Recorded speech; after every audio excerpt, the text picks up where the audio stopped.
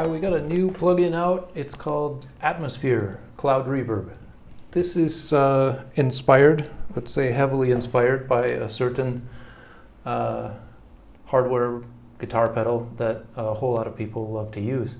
When I say inspired, I mean we looked at that pedal, we looked at the things it does, the way it sounds. We didn't make an emulation of it in the sense that we didn't analyze the circuit and copy every resistor on it. It's a digital circuit anyway, so we couldn't do that. But we tried to get something that does something similar. And then once we got close, we tried to get something that just make adjustments and make it sound good to our ears. As usual with us, the goal was to make it sound great more than to make it sound exactly like any particular pedal.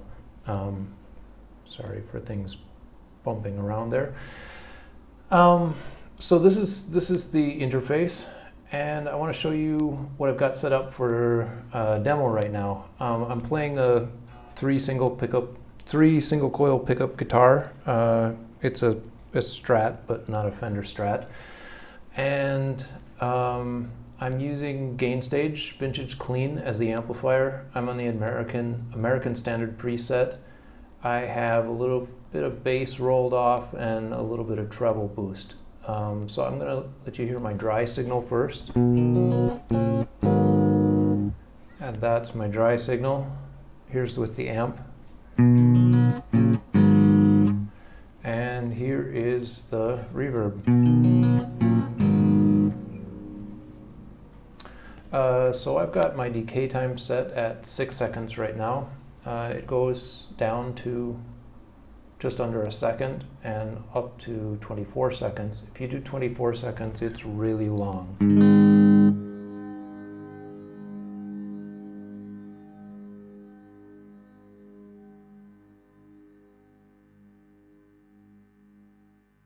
Most of what's here in this reverb is pretty run-of-the-mill. Like, I think you can just look at the name and you know what's going on. Let's just listen to the diffusion, just in case you're not familiar with what diffusion does. Let me hit it with something. Sounds more like a click. Click my strings. So you can hear with the diffusion off, the first few echoes through the reverb sound kind of discrete. It goes like click, click, click, click, and then things start to get smoother. Whereas if we put the diffusion all the way up, it's real smooth right from the initial attack. So that's one of the somewhat unusual things about this reverb, is that when you look at other reverbs, they tend to be a little bit more grainy on the first few milliseconds. That may or may not make a difference to you, but we spent a long time trying to get it really smooth from the onset, because the pedal that we were working as from inspiration does that. Low end is just a boost cut filter on the low end, obviously. I'll leave it where it is. High cut is a low pass filter, which just, well, here, I like to keep it down at about 1600 hertz, which is why I've set the default there. But if you turn it up,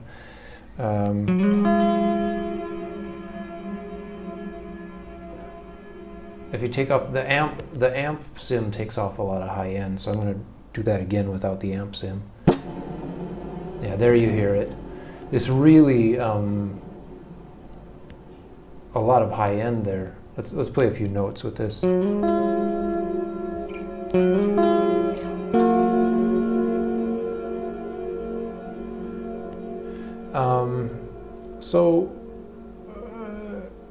It depends how you like the sound, but this is something I usually like. I like to roll a lot of high end off when I'm using reverb. Just seems to blend in. I like the dry signal to come through clear with a lot of brightness, and then the echoes from the reverb should kind of sit below that and not compete with it. Wet mix is what you expect. You turn it to 0 and there's no reverb, and you turn it up and there's lots of reverb, and that's wet mix. Onset time is an unusual one. So you often see reverbs with a pre-delay setting, And what that means is that they actually put a delay before the reverb starts, or they might, well, let's say before. And that gives you some space where you hear when you play a note. We're going to have to take decay time down for this. That gives you some space so that when you pick a note,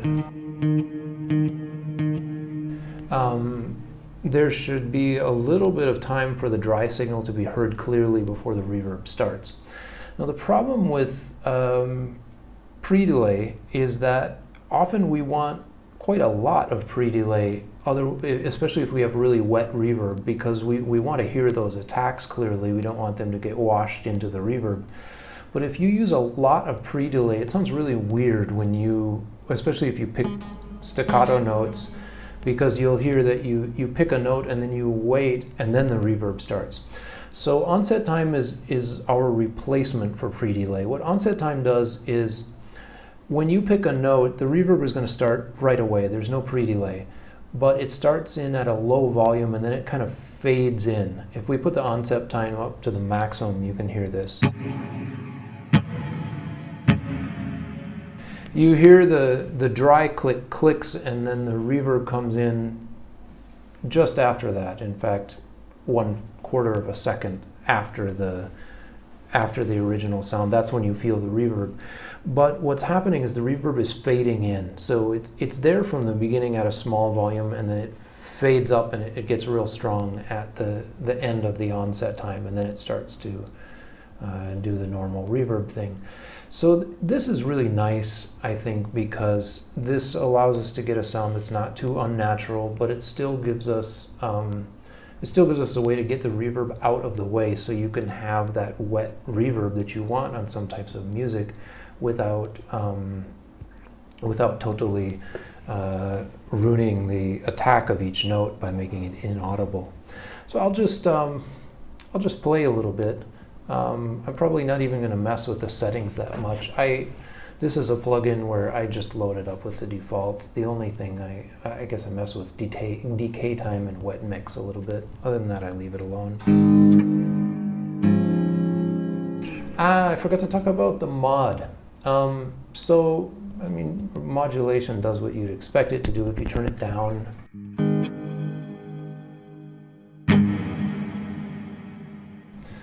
You hear a little bit of modulation going on, kind of because it happens naturally in the reverb anyway. But if you put it up all the way, you'll hear a lot more stereo effect. Like it seems to be panning left and right.